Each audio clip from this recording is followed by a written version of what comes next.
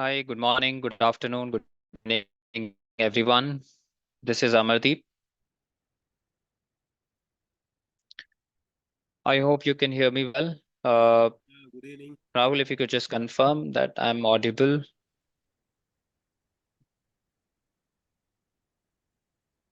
All right, thank you. So, a very warm welcome to everyone to this webinar on financial modeling course. Yeah, thanks everyone for confirming on the chat window.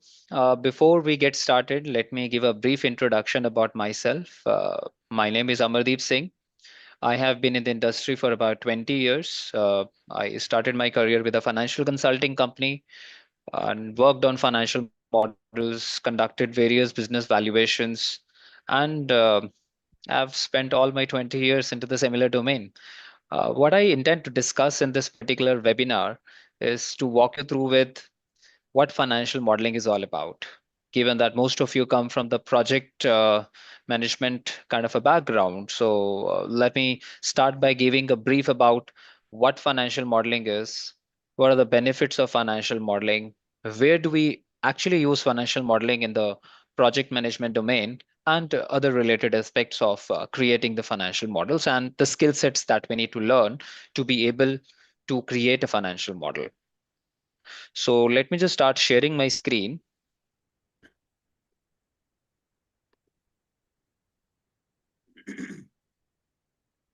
All right.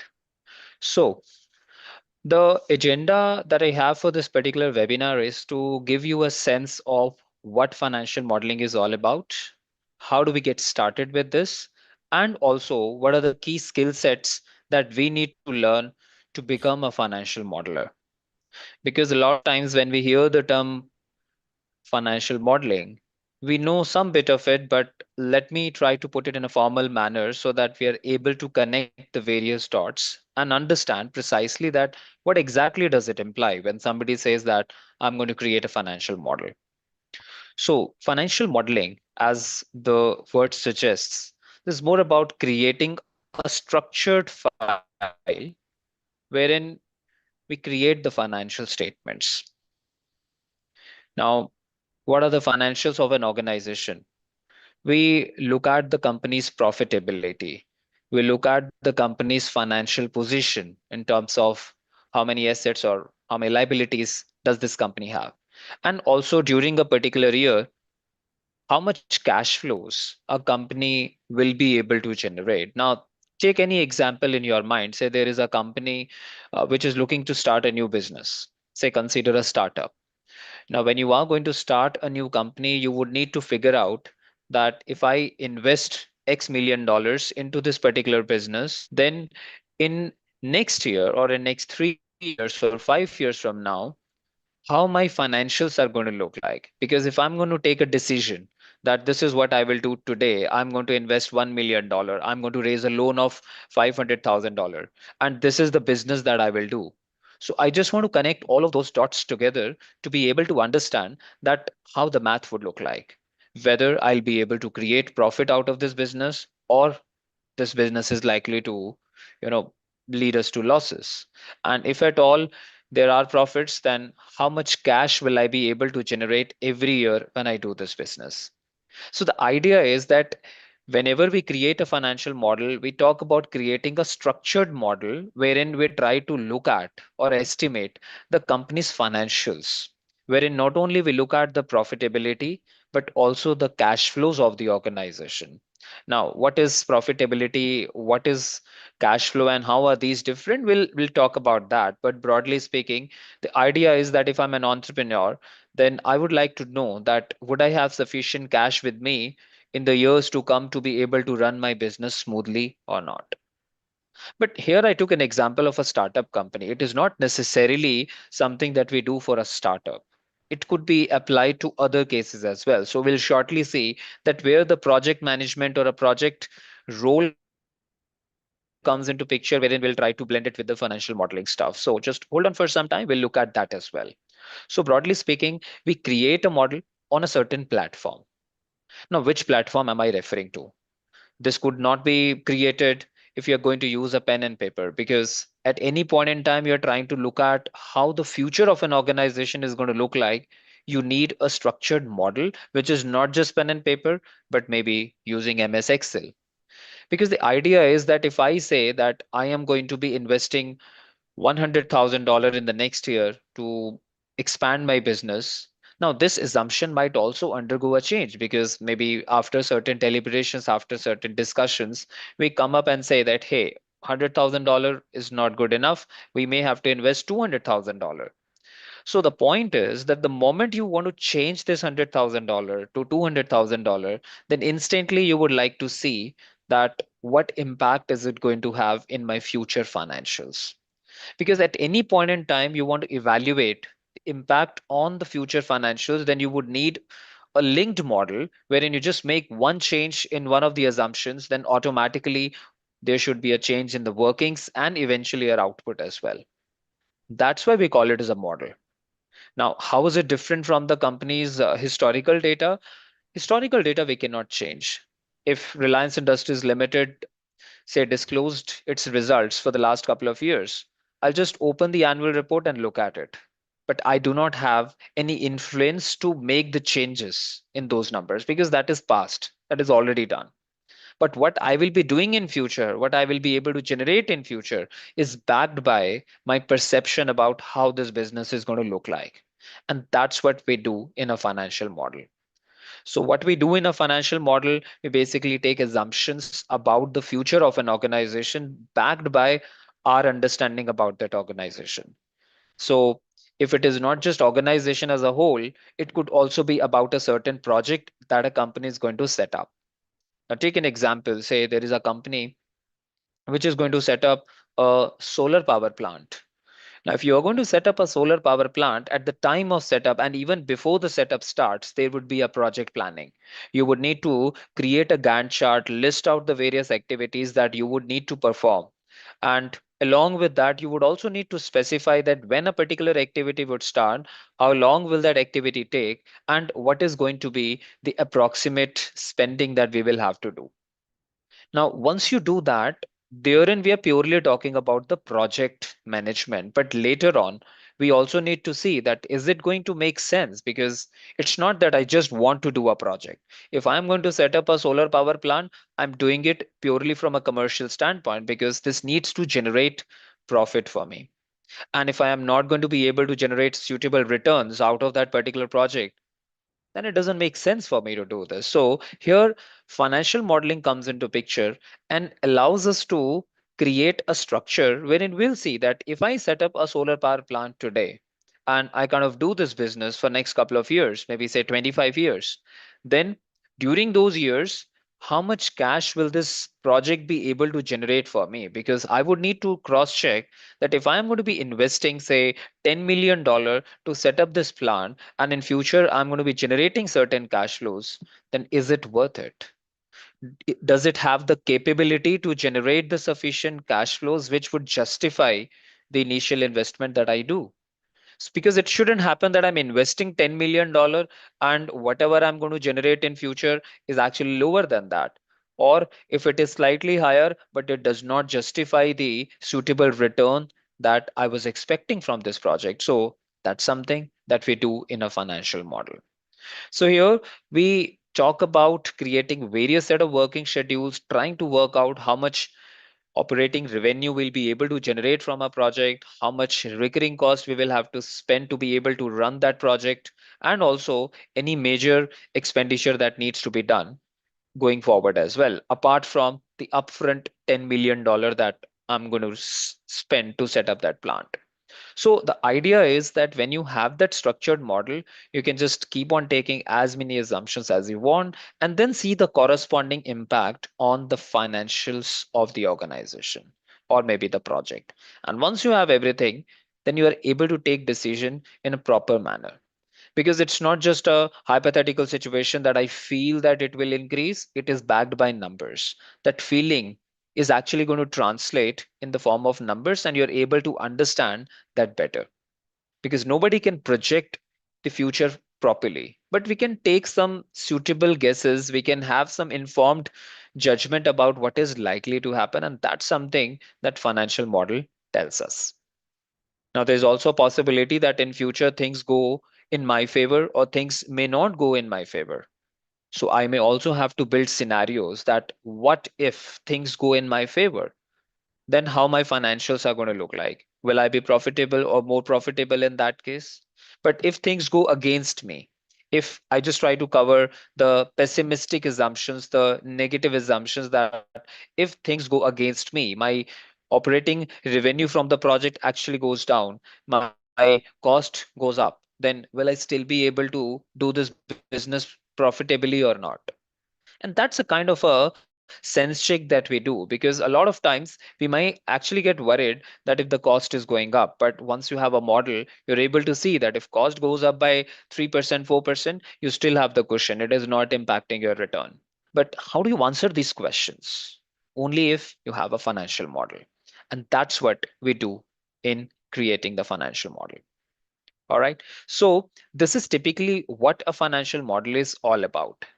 So just to let you know that, financial model is not just Excel crunching. So when I say that we're going to be using MS Excel for using it as a platform to build the overall financial projections of an organization, so it is not just the Excel crunching that I'm referring to.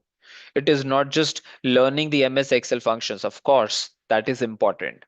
Without having a knowledge of MS Excel functions, tools, and various features, we will not be able to create financial model. But it is not just Excel. It is beyond Excel. Excel is more like an enabling tool for us, because a lot of people think that when I'm learning financial modeling, it is more about Excel. It is, but that's just a tiny part of it. So, what exactly are we going to actually look at? It requires us to focus more on the financial concepts, because if I do not know that what are the various financial statements, what is P&L, what is balance sheet, what is cash flow statement, then how would I be able to look at the future financial performance? Now, I'm not saying that financial modeling is equal to the accounting of any organization. Accounting is very, very different, and we are not actually going to delve deeper into accounting bit of it. But it is very important that we need to know that what financial statements are, what is the integration between the various line items that you have between the P&L, the balance sheet, and the cash flow statements. Because if I put it in rudimentary terms, somebody might say that this year I generated a profit of 1 crore rupees. But does it mean that you would have 1 crore rupees as cash in your pocket? Maybe not. So there could be a disconnect between the profit that you generated in a particular year and the cash that you realized in a particular year. It's quite possible that you may have a profit of 1 crore but a cash of just 10 lakh rupees. It could be vice versa as well, that maybe a profit of 1 crore and a cash of 2 crore rupees. But where is this disconnect? How do you reconcile the profitability of an organization or a project vis-a-vis the cash generation capability? We need to look at that. We need to have some bit of understanding related to financial concepts. So, like I said, we are not going to be passing the entries into the system. That is not expected. We are not actually getting into accounting part of it, but it requires us to have an understanding of the financial statements. Because once we know that, we can logically structure the entire model. All right. And how do you do that? You do that in Excel. So if you say that it's purely Excel, not really. Is it purely financial concepts? Not really. It's a kind of a combination of these two. So it's going to give you a decision support tool. Of course, it's not going to magically give you a something that is going to be 100% accurate, because it's about future, but it's more like a extended tool for you which you use for taking informed decisions about future. So if you are going to be managing a project, then you might want to see the financial implications of that, and this is where financial model comes into picture. So very, very important that we need to be very clear in our mind that where does it benefit us? It's going to help us to take decision in future. So what kind of decisions? What are the various things that I'm going to be focusing upon in future? So effectively, when we talk about financial modeling, then we are taking decision, but which decision am I referring to? Now this depends that who is going to be creating this model. If I am somebody who is looking to do the project and I'm the project manager, then I have to take a decision that whether or not, first of all, to do this project. And if I do this, is it going to make commercial sense? Now, a lot of times I might also say that, hey, I'm the project manager. I'm not involved in decision making whether to do it or not because somebody else has taken that decision. And now I'm just in the process of executing it. But if you need to take a step back and think from the shoes of that person who, first of all, decided that, yes, I'm going to go ahead and I'm going to do this project, what pointers that person would have in his or her mind to be able to get to that point that, yes, I'm going to do this. So, this is what financial modeling is going to allow you to decide. Because once you have that, you'll be able to understand that if I do this project, I need so and so investment upfront, say $10 million of investment. If you need $10 million, then you check your pockets. Hey, do I have $10 million with me? If I have it, am I willing to invest my entire $10 million on this project or not? Quite likely that I'm a businessman and I've got $10 million cash in my pocket, but I'm not interested to invest the entire $10 million on one project. So what if I only invest $3 million or $4 million? Then how am I going to arrange the remaining cash? If I go to a bank and raise loan from, say, ICICI Bank, then will I be able to pay interest on time to the bank? Will I be able to settle my principal payment of the loan on time? Will I be able to meet the expectations of the lender? Because there will be so many restrictions that the bank would have stipulated. Will I be able to meet all of those expectations? So we try to answer these questions, not just theoretically, but backed by numbers. And where do you have those numbers? In the financial model. So that's why it's going to help you take a better decision, not just execute the project, but first of all, in the step number one, decide whether to do this project or not. And even if it is not a project, financial model might still be needed. Say, not just for you, but maybe by somebody else who is looking to invest in this. So you are somebody who says that, hey, I want to do this project and I'm trying to convince an investor that you should invest in this. So at the end of the day, I might say to myself that my role is more into just executing it, but whoever is the investor, I don't mind. That's not the fact. If you think from a larger perspective, thinking about stepping up the ladder, and then from that perspective you decide that I also have to convince the investors that it is a profitable project for you to invest in. And in order to convince that person, what I would have to do, I'll have to think from the perspective of the investors, that what is investor thinking about it. Investor is purely thinking from a perspective that if you do this project, then what are the various risks involved in it?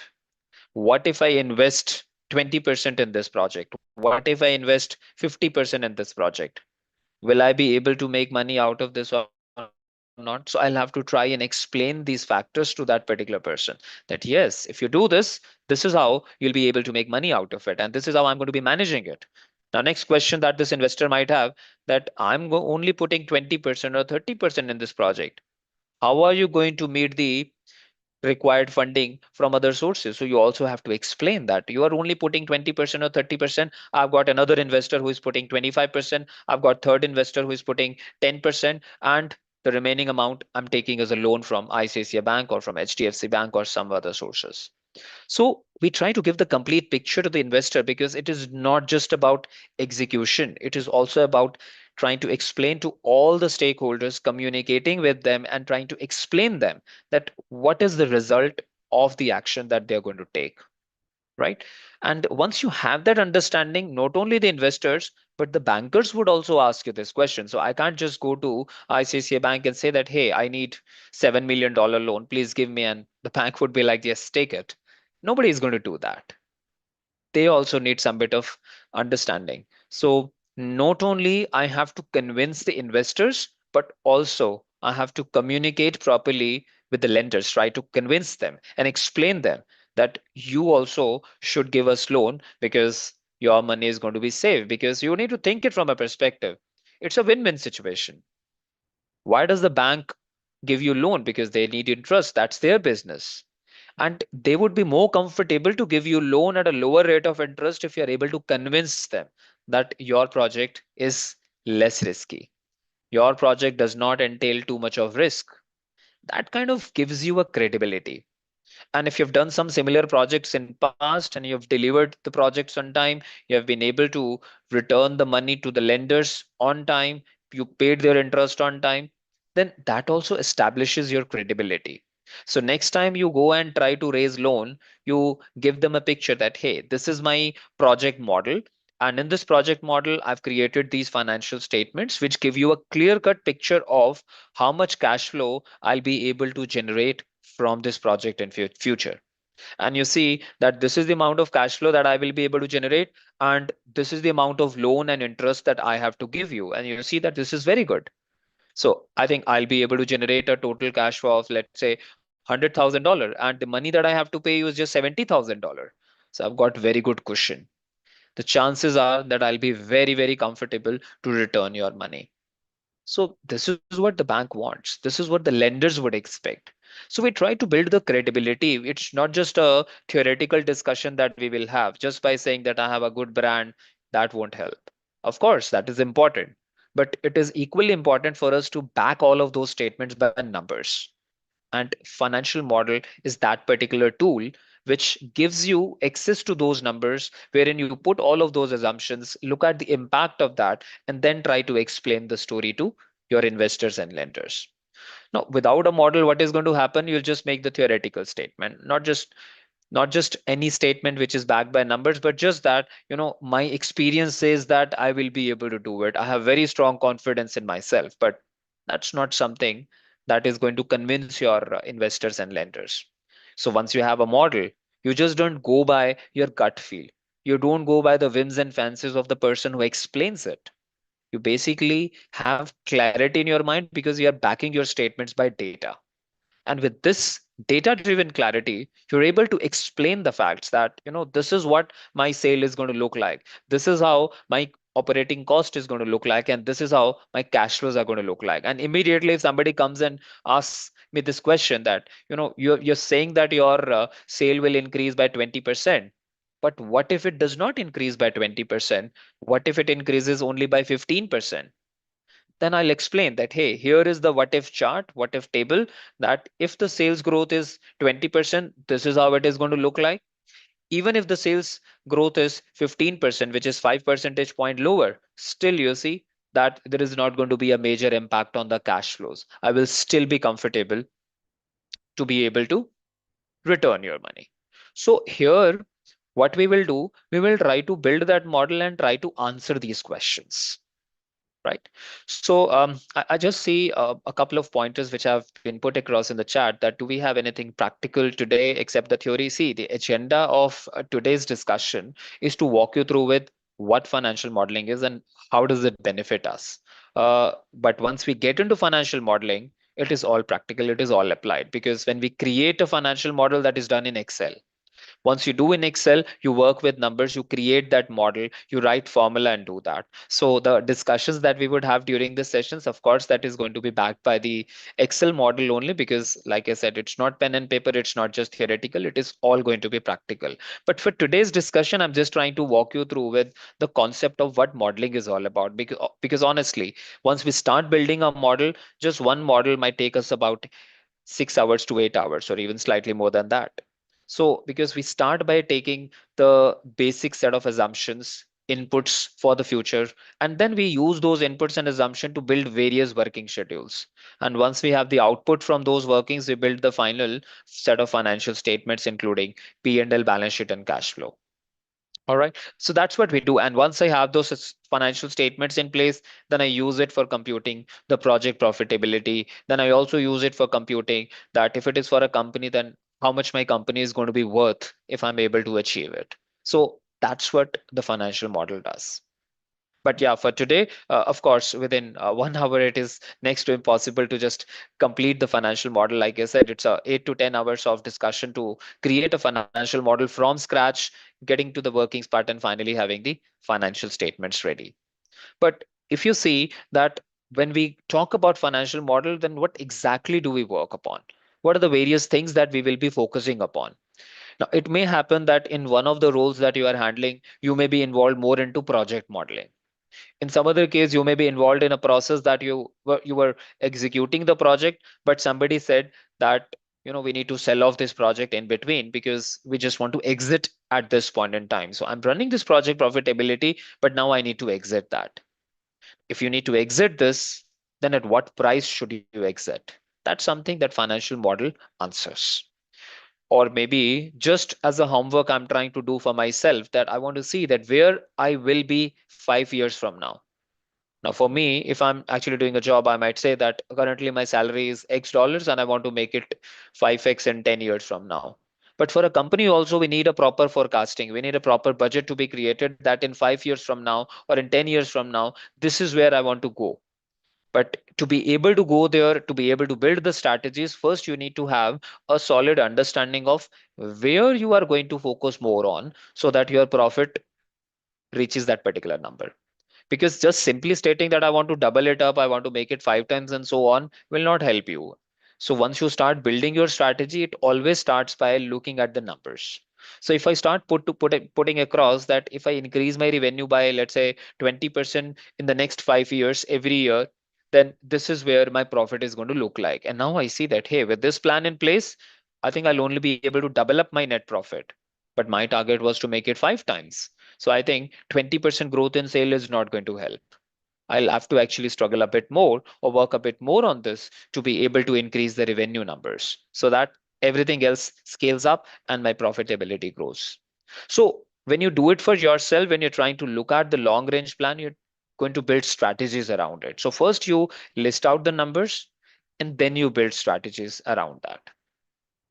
Another reason for this could be that you want to take a catch hold of the overall financials of the organization to get a sense of the company's valuation. Here I'm not just talking about a project, I'm talking about the concatenation of all the projects that company is doing. Say if I talk about Adani Power.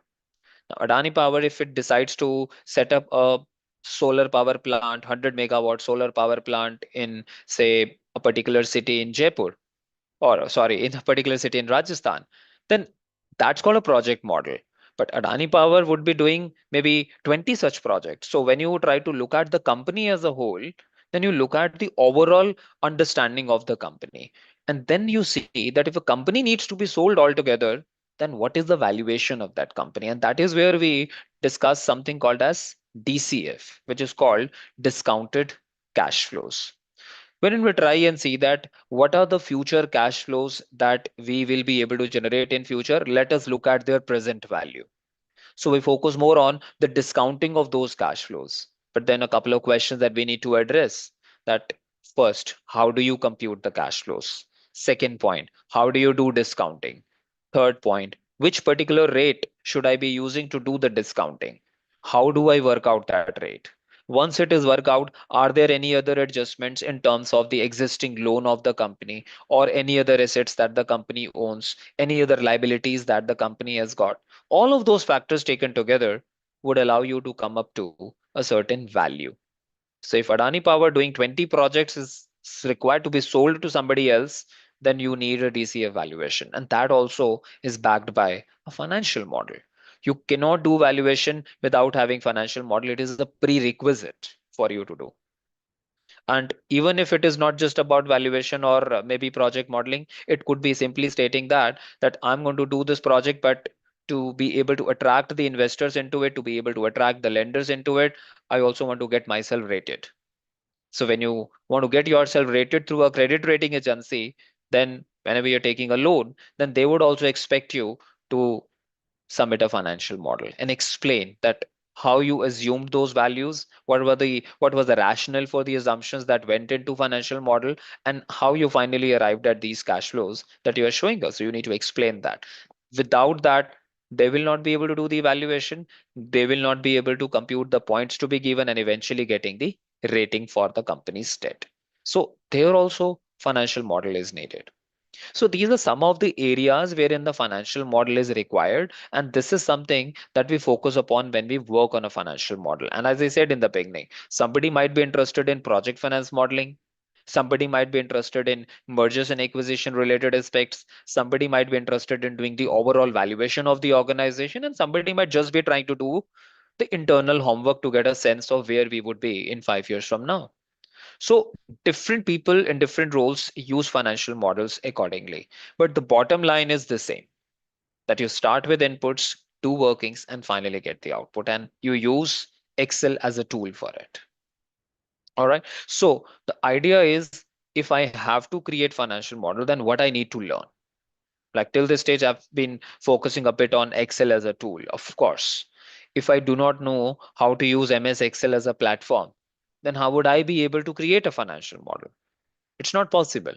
We cannot create a financial model in Excel if we do not know that what are the various functions, formulas that we have got in Excel.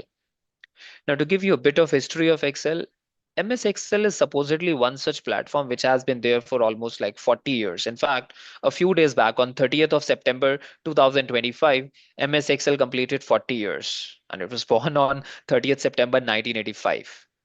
So you see that Excel has evolved so much in the last 40 years that today it is a go-to tool, not just for financial modeling, but for your routine, regular stuff as well. So first of all, we need to start by looking at how do you use Excel? What are the various functions and formulae which are critical from a financial modeling standpoint? You will need to work upon that. Once you've gathered that knowledge, then of course you would need to blend it with the financial acumen, because we are going to create a financial model which is about P&L, balance sheet, and cash flow. So we need to understand that what exactly these financial statements are. What are the various line items that I have in the profit and loss account? What are the various line items that I have in the balance sheet? How do you create the cash flow statement? How do you answer that point that why profit is not equal to cash? So once you have that financial acumen, then of course you blend the knowledge of Excel with financial acumen to build the financial model. But a lot of time, when you create a financial model, there are so many numbers to work with. There are so many assumptions that you are going to take.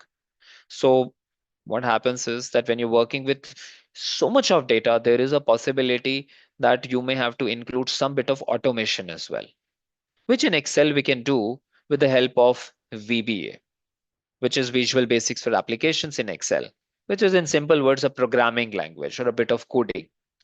Now, I'm not saying that we need to know VBA code in like a lot of detailing, but some bit of VBA skills could actually ease out a job of creating a financial model, because sometimes some bit of automation is needed. Sometimes we have a perspective in mind that I'm creating a model, but I'm not the end user of this model. Somebody else is going to be using this particular model.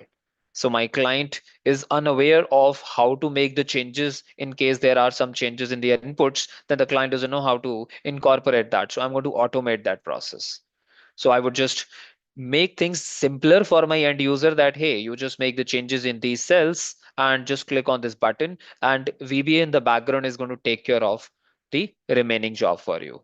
So that some bit of that skill would also be needed, which will allow you to create the financial model. Now, one thing that we need to understand is that here was I was talking about the skill sets that we need to learn. And those skill sets are Excel, a bit of VBA, and the concept of the financial statements. But at the same time, there's something that I've not written here, but that is implied, and that's related to the knowledge of the industry. Now, if I start talking about, let's say, a solar power plant, and we don't even know that how a solar power plant operates, how this industry works, then knowledge of Excel and a knowledge of financial statements is not going to help me. Also need to have the industry knowledge. Now, the reason why I did not put industry knowledge in this particular page is because at any point in time, I can just learn something about one industry, but next time I may be handling project which pertains to some other industry. If I'm a consultant, today I might be advising a client in the solar power industry or a solar power project. Tomorrow I may get a client which is totally into an unrelated domain, and that, let's say, it is into IoT, Internet of Things. And next month I'm going to be working on FMCG, and after that I work on IT. So the thing is that when you shift from one industry to another industry, or if you are a consultant, you're trying to help your client in one industry or the other, then first of all, we have to familiarize ourselves, because without the knowledge of the industry, nothing is going to help. So I would say that industry knowledge is the most important part. But the thing is, can we learn it from somebody? Not really. Industry knowledge is something that we would need to gather as we go. So it would be wrong to say that somebody knows the or has a fair bit of knowledge of all the industries. Next to impossible. There's so many of them, and that comes with experience. So if I talk about a small example, say if I worked on solar power plant, but tomorrow I get a project which is a thermal power plant. Now, on the face of it, it might appear that it's a power plant, but technically speaking, there is a huge difference. I can set up a solar power plant in about 6, 7 months, 8 months, but to set up a thermal power plant, I'll have to spend a lot of years. That cannot be done in 6, 7 months. If it goes to some other industry, say I'm going to set up a hotel, then that may take 2 years, 3 years to complete the construction. You see, 6 months to set up a solar power plant or 7 months to set up a solar power plant versus 3 years to set up a hotel. Because you buy a piece of land, do the construction, have furniture and furnishing, do everything, do a soft marketing and launch it. That takes about 3 years' time. So the point is that at any point in time, we cannot say that all the industries are same. But does it impact my level of understanding about the financial modeling? Not really. Because whether it is IT company, or it is a solar power plant, or it is FMCG, or it is anything for that matter, say oil and gas or something, every point in time, the way you create the financial statements is going to remain the same. That does not change. Your P&L, balance sheet, cash flow, that concept does not change.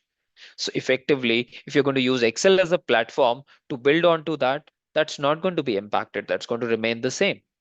So that is what we try to learn, that if we need to create a financial model, then how do you start from scratch? What is the chronological order or indicative sequence of steps that I should follow to be able to have the model ready? Once we have that, of course, our industry knowledge would allow us to do all of that job. All right. So this is how we create a financial model. So when I say that creating a financial model, then what does it matter for someone like a project manager, right? Because I've just spoken a bit about it in a generic sense, but when it comes to a project manager, you also need to see that at the end of the day, at a holistic level, it is not just about the project, it's also about taking a decision about the project feasibility.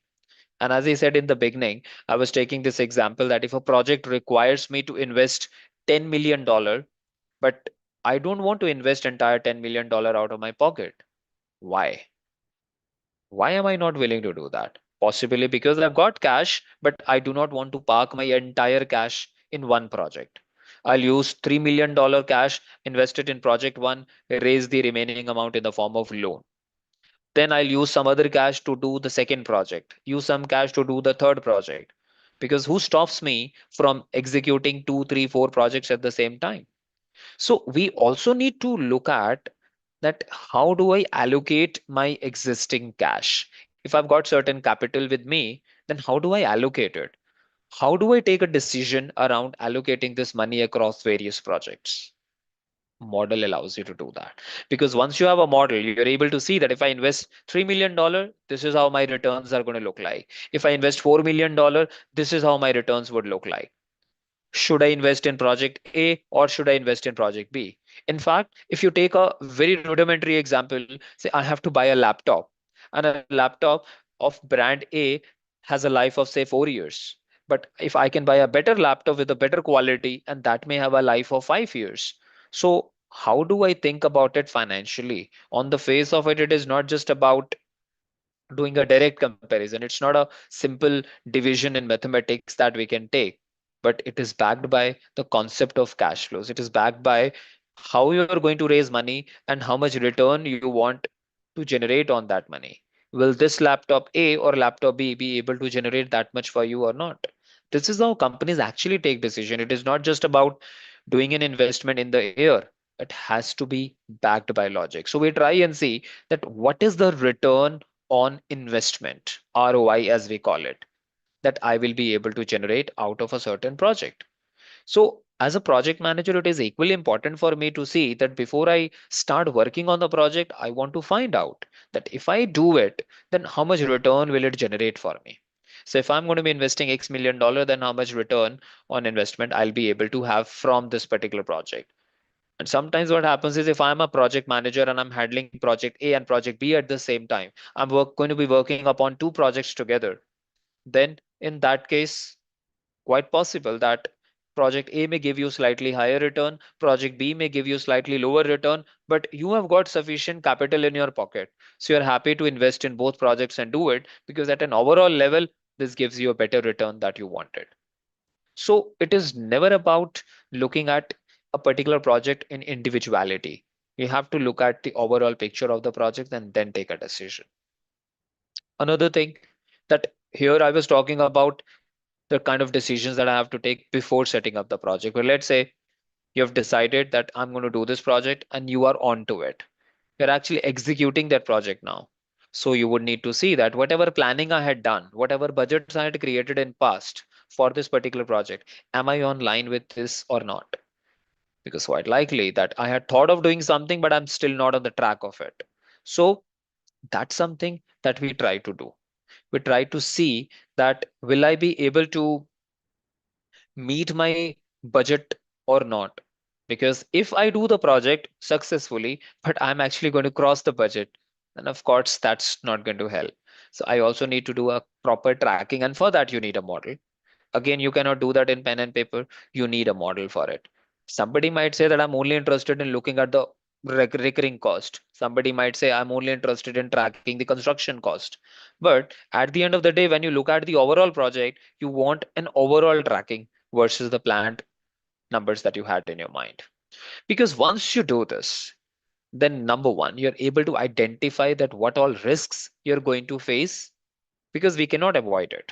Risk avoidance is not possible, but we can prepare ourselves better to tackle those risks, to be able to meet the expectation of all the investors by properly handling those risks.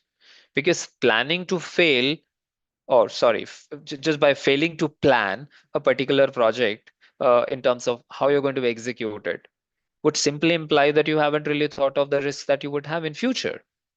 But once you have a proper planning for it, then you see that this is how I'm going to do this. This is how my numbers are going to be impacted. And if let's say I'm going to be setting up this project and I think that it'll take me 7 months to set up a solar power plant, but effectively once I start setting it up, there are delays.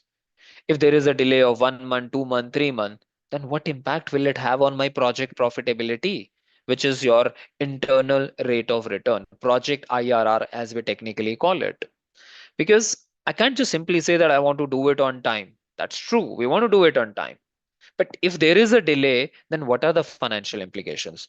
How much extra cost will you entail? Are there any penalties? If yes, you pay that penalty, is it going to have a major impact on your return? Because at the end of the day, it is not just about paying extra or incurring extra cost. It is also about looking at the quantum of that. Because sometimes, the Pareto's rule, 80-20 as we call it. Sometimes what happens is there is an impact of the delay in the project, but the impact is so minuscule that I don't really bother about it. So I think I'm okay even if the project is delayed by 1 month, it is not going to have a major impact on it. But how do you make that statement? You make that statement not just by gut feeling, but by looking at your financial model, by making the changes in that model, and then being able to analyze that what impact does it have on the numbers. And is that impact acceptable to me? Am I willing to take that much of risk? If not, then my strategy is going to be different. Because if I see that a delay in the project by just 3 months is going to reduce my project profitability from 12% to 8%, then that's actually going to have a drastic impact because it's a huge difference.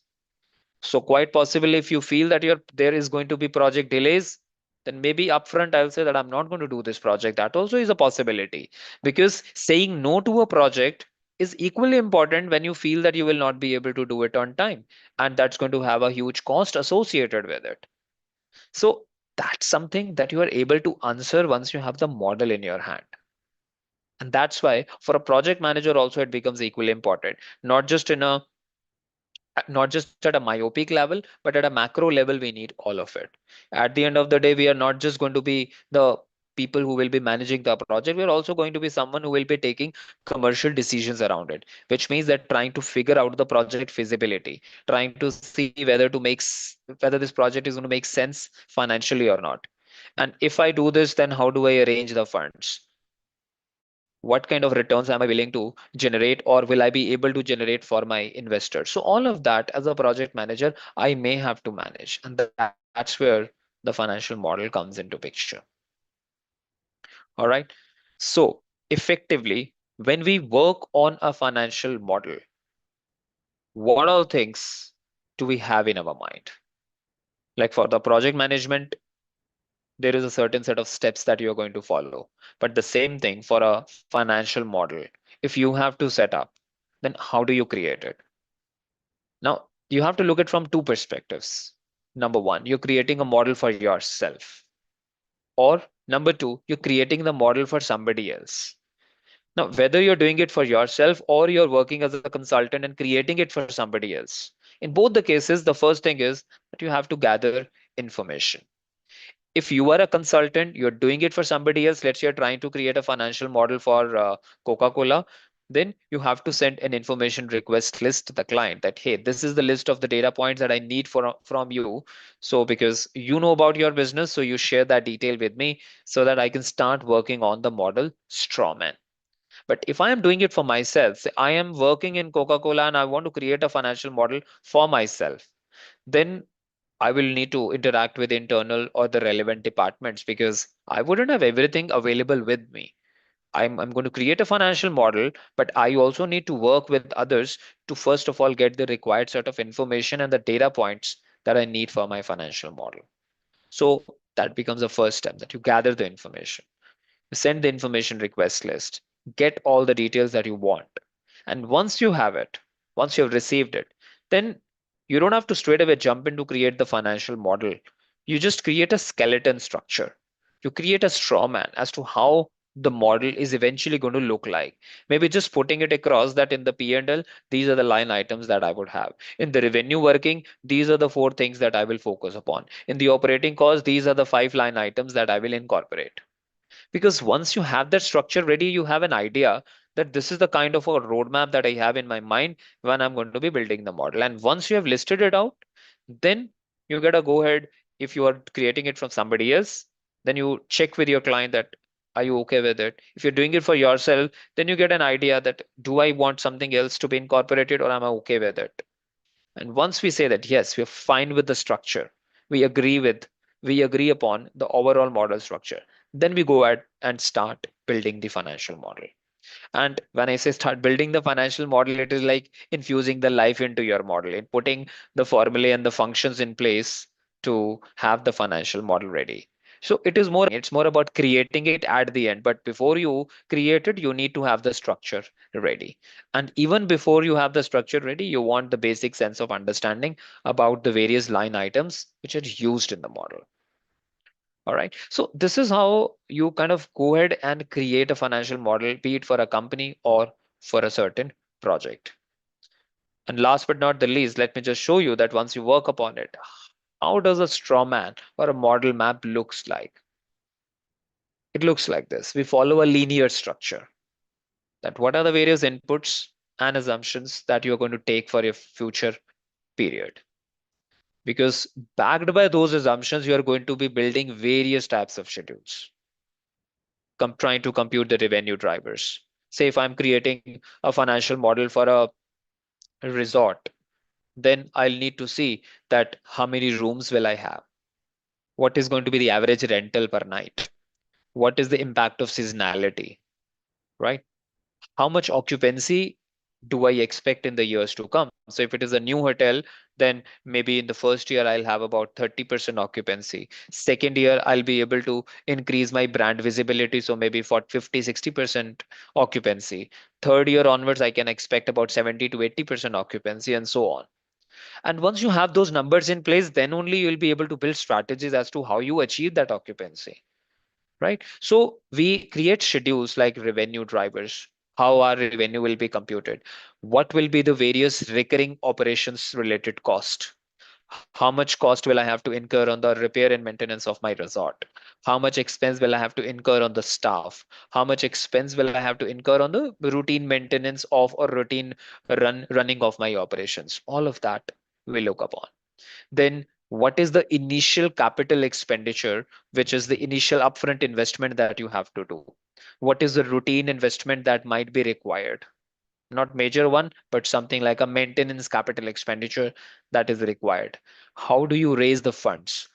How much cash do you get from the investors? How much cash do you raise from the bankers? What is your funding schedule? How are you going to pay them?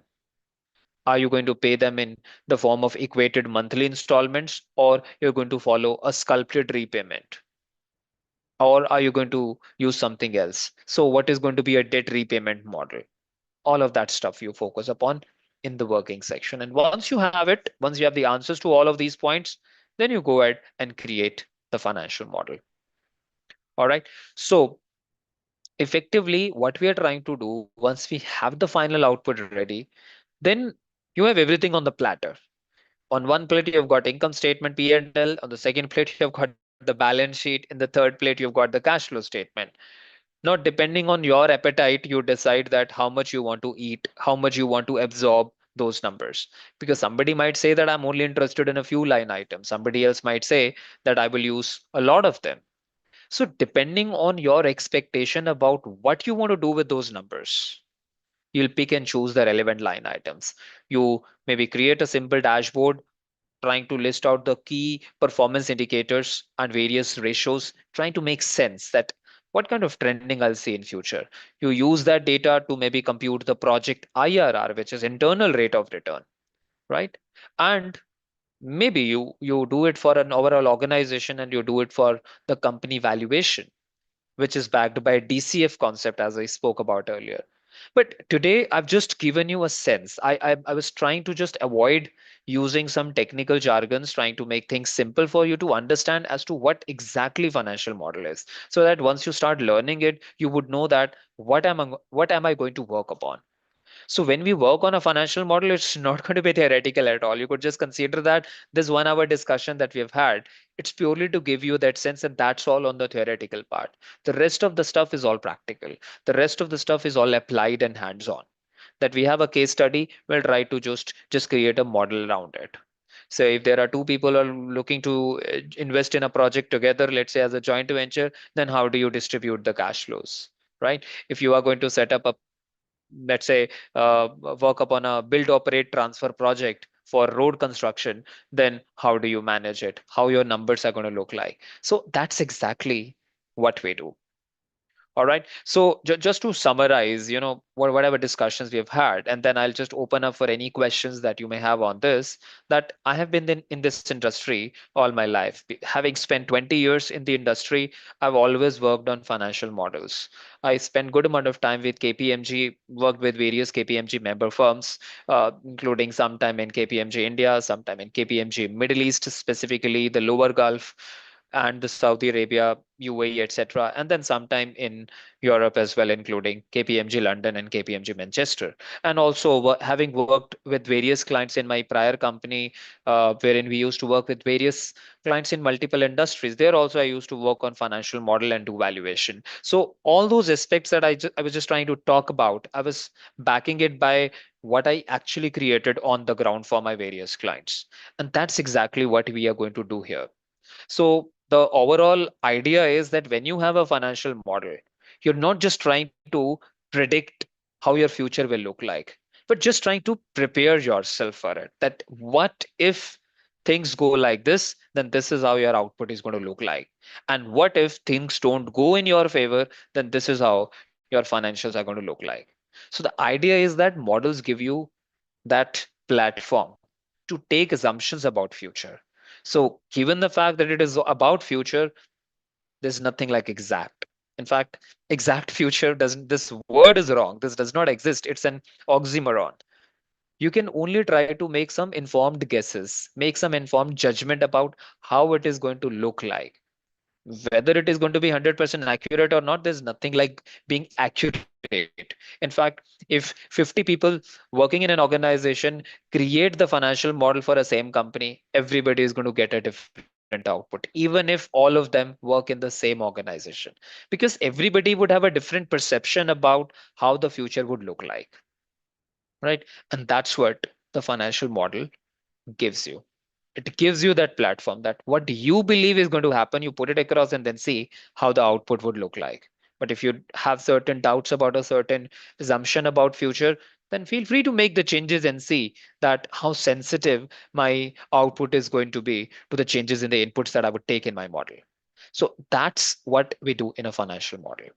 With this, I'll just wrap up my discussion and I'll open up for any questions that you have. I see a couple of you have put across the questions, so feel free to shoot whatever questions you have or doubts you have about it. And one point I would like to add, if you're just typing it in the chat window, you could also unmute yourself and ask questions. That's also fine with me. Or if you would like to put it in the chat window, that's equally good. Uh, yeah, maybe we'll go with the first person. Prasanna, please go ahead.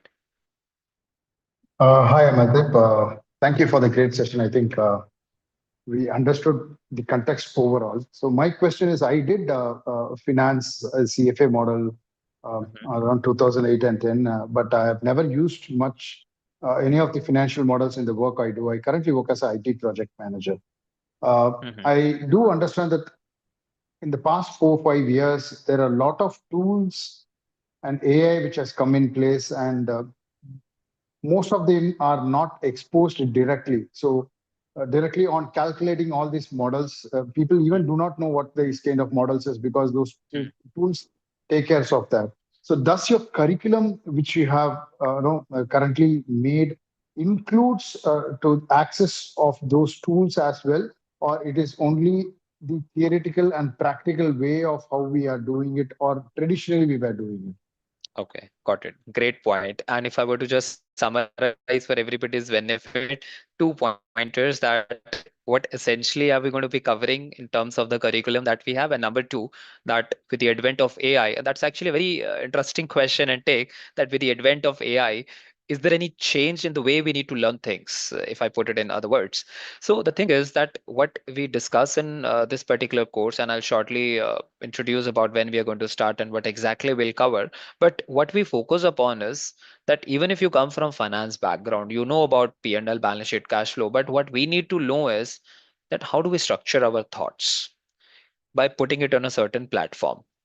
AI can be a good guide to me if in case I have got certain question, but it cannot be a replacement of my brain. It cannot be a replacement of the overall project that I need to handle. When I'm on the ground, there are constant changes which are needed, and I would need to do that on a routine basis.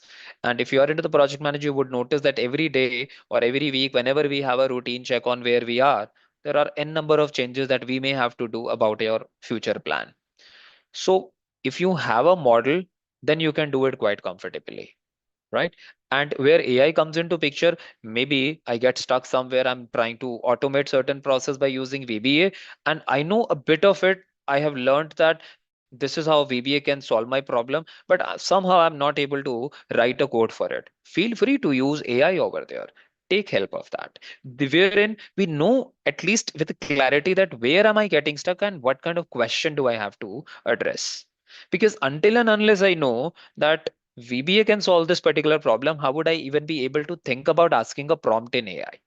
So here what we try to focus upon is the number one, we'll try to see that in order to create a financial model, that what are the steps that I'm going to follow? And while I work on those steps, do I have the sufficient skill set to create it entirely? If yes, great. If not, then at least I know that where am I getting stuck? And then I'll be able to ask sensible questions, even if I use AI. And then also I'll be able to address my pointers, that where am I standing right now and what additional stuff that I need to upskill upon. So has it changed traditionally? If I were to just compare that, if I was training people on financial modeling 10 years back, and even if I'm doing it today, has there been any approach in terms of me being training people on this topic? Yes, there has been a huge difference. Because long back, if I tell you, in 2000 12, 13, if I was just training somebody, I would train that person in detail as to how you use VBA. And a lot of times, people might get actually fussed about it, that why am I learning VBA? I was here to learn financial modeling. I thought I would do it in Excel, but now what I'm doing, I'm just doing coding. But at that point in time, this was the demand because we didn't really have a ready-made approach to automate. So we had to write the code from scratch. But today, I can focus my energies on critical aspects, because if I'm into decision making, if I'm a project manager, then I know what I want. Do I really need to learn the syntax of coding and all that stuff? Not really. Do I need to remember all the Excel functions? Not really. But first thing, I should know that where I will use Excel and what functions do I have to use and where VBA can help. So where Excel has to be used, where VBA has to be used, I just need to get that level of understanding. And then, of course, if you know it yourself, nothing like it. If not, at least you have that idea that what kind of prompt I'll have to put in the AI to be able to get to the output. But coming to the last part, I have to do it on a routine basis, because a project management is not just about a 1 week or a 1 month job. It's a recurring process. Even when the project starts, you have to do the tracking on a routine basis. And we cannot do that until and unless we have a financial model. So I hope these were a couple of points that you wanted to check upon. I've tried to answer all of them by taking a certain story. If there is anything else apart from this that you want me to specifically talk about, I can just bring that point. Perfect. Thanks, Prasanna. All right. So there is another question that has come up in the chat window. Let me pick that up. That what are the basic Excel skills which are required before taking up this course? See, the point is that whenever we attend a particular training on any topic, we have people from heterogeneous background. So we have people who may have used Excel quite extensively. We may have people in our group who may not have used Excel quite extensively, right? So what we will do, we will kind of start by bringing everybody on the common page. Now, let me just ask this question. You can answer in the chat window. You know how many functions we've got in Excel? Just make a wild guess and put a certain range, whatever you think about it. Maybe put it in the chat window. How many functions we have got in MS Excel? 100, 500, 1000, 10,000, 50,000, whatever comes to your mind. You don't have to Google to answer this pointer. You just have to give an honest answer. Put it in the chat window.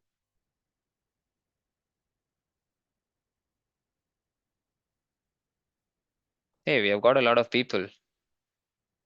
Okay, Sushma, you've answered 400. Great.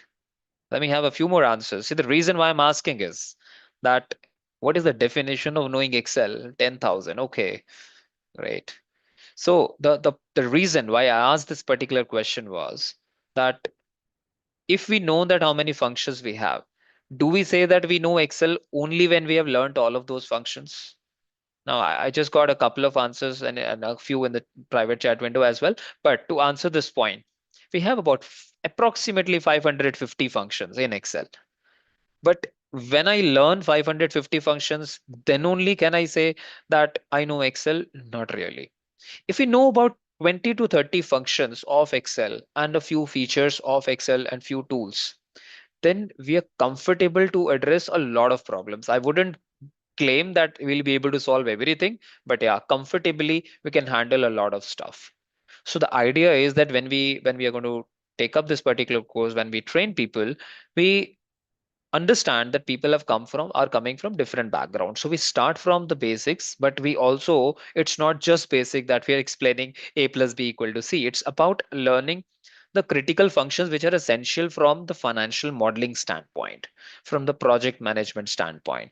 If in case you have to create a Gantt chart, for instance, in Excel, then how do you include conditional formatting there? How do you include the percentage completion? How do you color a certain date range? How do you add the dates? How do you add months and do all of that stuff? How do you incorporate the net working days? How do you incorporate the holidays? Now, these are some basic Excel functions that we need to know. So the point is here we try to start from the basic, assuming that everybody is going to be brought to the same page so that we can work upon the advanced usage of that. So there is no prerequisite, but we also provide certain links to certain videos so that in case you want to use that as a pre-read so that you can ask meaningful questions while we are discussing it in the class, that can also be done. So that's something that we do. We give links of a few videos on certain topics that you need to go through before you come so that you're better prepared. Right. Number two, is there any expectation in terms of having the prior understanding of financial background? What is financial accounting? What is P&L, balance sheet, cash flow? To be honest, not really. So again, the answer to this point is very much similar to what I said earlier, that we will have people coming from different backgrounds.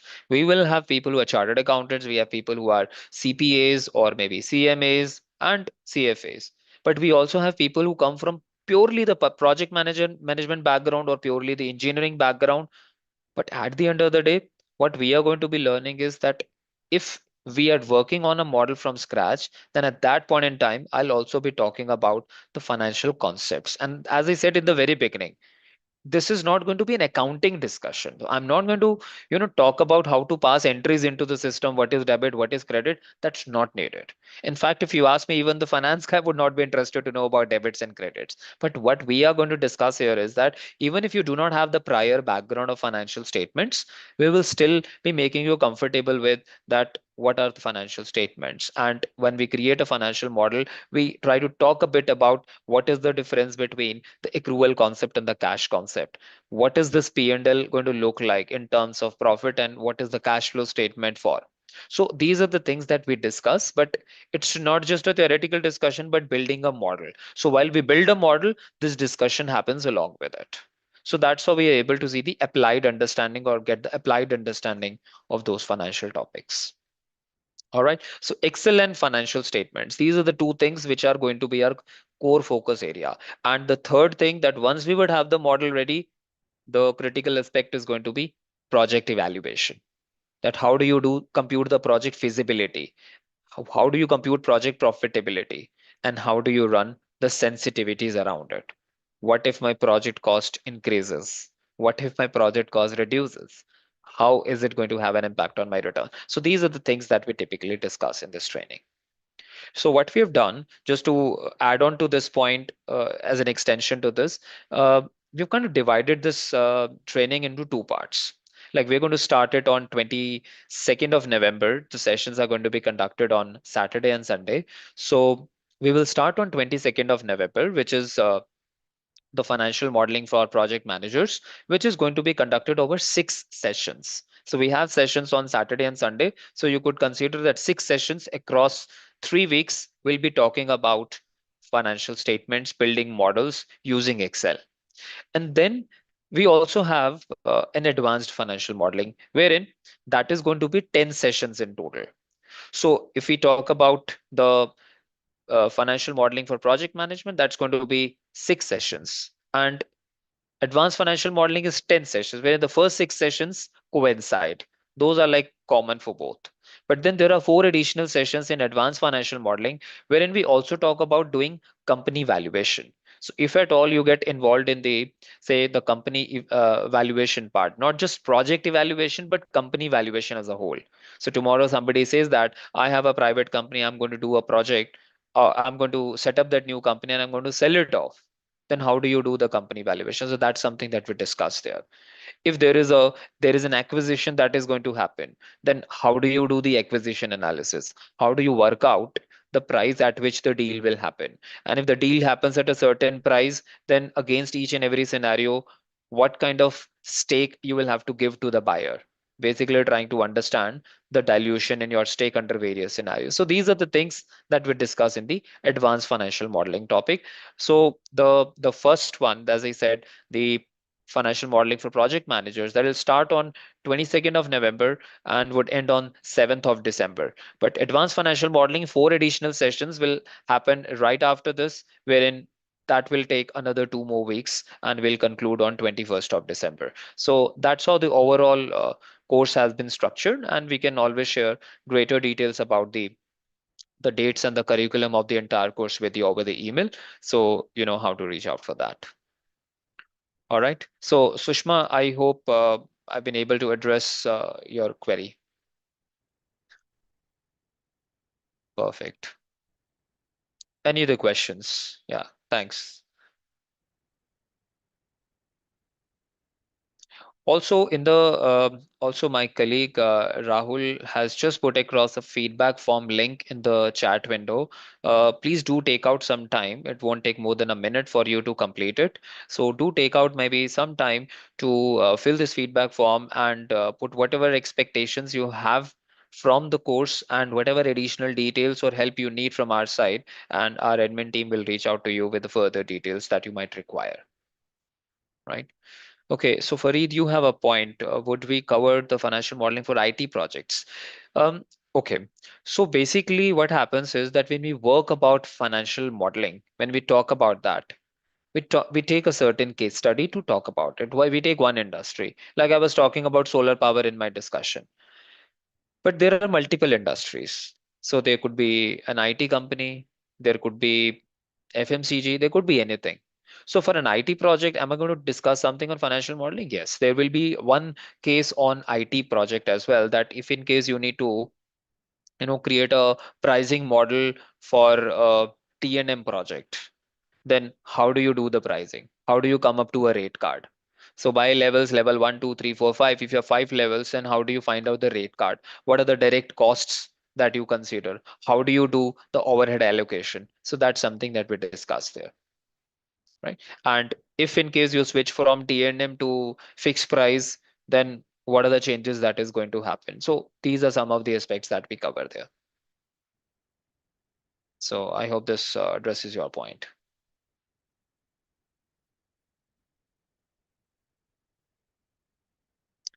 Okay, so Baba Sahib, are we taking the live case for solar module in the course? Yes, absolutely. I actually took this example because renewable energy is quite hot in the market at the moment. So we'll be taking an example of setting up a solar power plant. So we'll see that if you set up a solar power plant, how do you use it for creating a bidding model, kind of trying to come up to a bid, right? So should I bid at, if there is a need to set up a 100 megawatt solar power plant, then should I bid at 2 rupees 50 paise per unit, or should I bid at 2 rupees 20 paise, or what price should I decide on?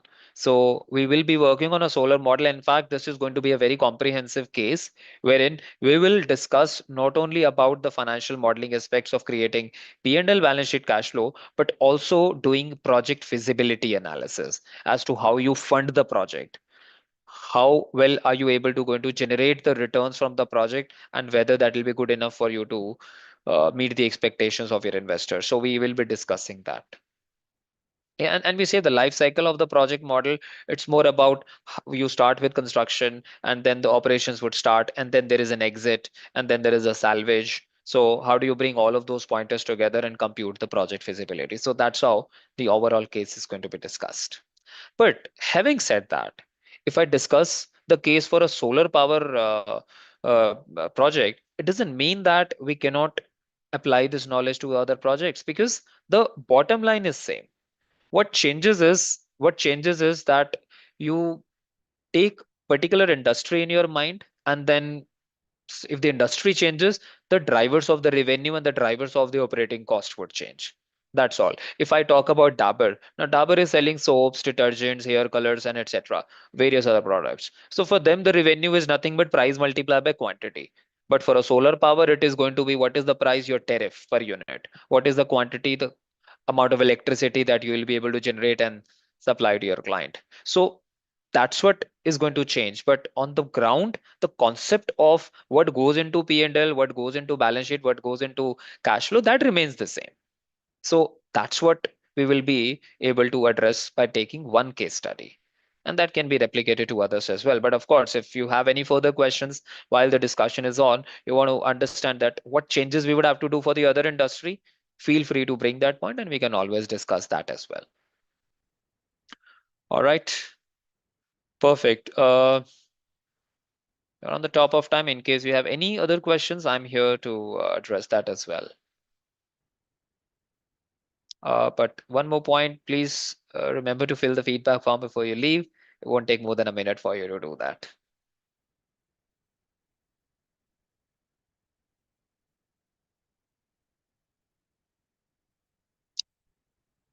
Perfect. So Rahul, I'll pass it on to you so that you can take it up for the registration and the next steps in terms of the formalities. So my colleague will be in touch with you to help you with the subsequent steps. In case you want any further details, even after this webinar, please feel free to reach out to us.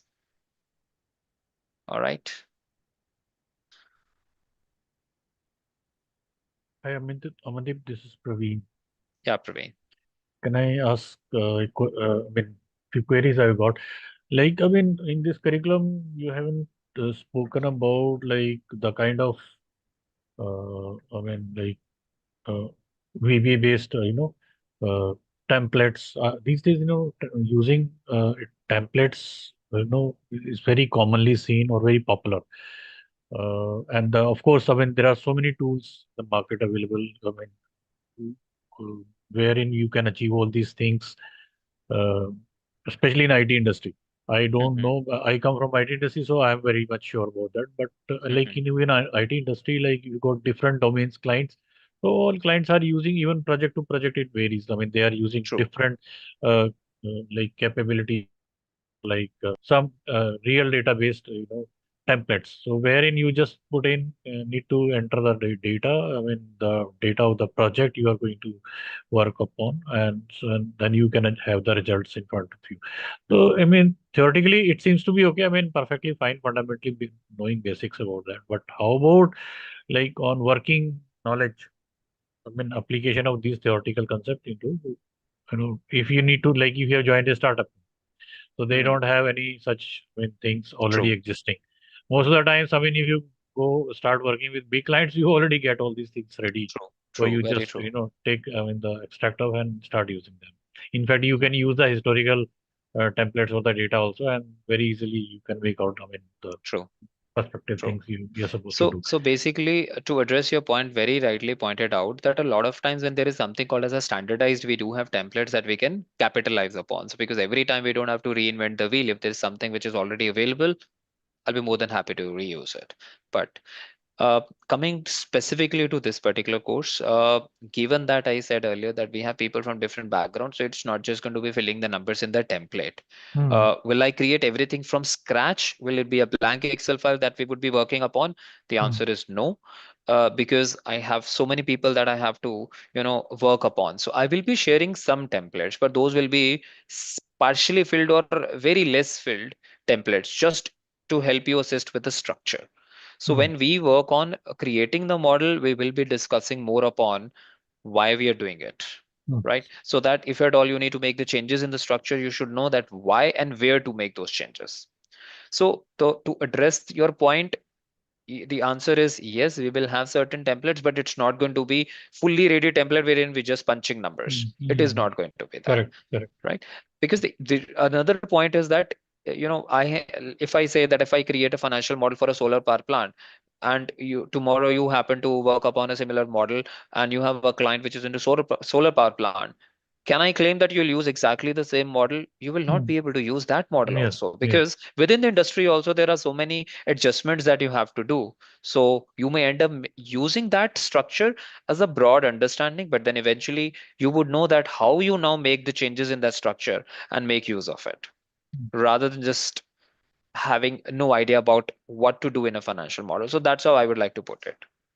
Because you did mention about you work for KPMG also, so you might have come across so many different industries. I mean, like not only Absolutely. IT or I mean, like Absolutely. manufacturing. So that's why I asked specifically Yeah. this And every question. time we used to work on a new financial model, despite having so much data in our repository, we were hardly able to capitalize on that and use it to just replicate it for the other client, because each and every client has something unique. And as I was talking about a certain slide, that when client tells us that this is what I want, so we first have to create a straw man and get a go at it. Is this what you're looking for? And Mm. once we get that go at, then we start building it. So the Right. idea is that we get a structure ready here for the discussion, but then Mm. we know that what changes we can do in case some changes are required and where to Per- do this, Perfect. right? Perfect. Thank you. Thank you. Perfect. Any other questions? Anyone else?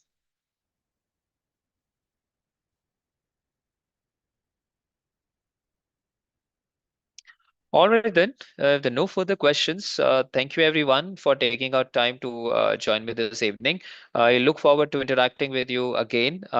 Should you have any further questions, please feel free to reach out to us. And as Rahul shared the feedback form, you can just fill your details there, share your honest feedback, and we'll be in touch with you to address any further queries that you have related to this. Have a great evening ahead. Bye bye.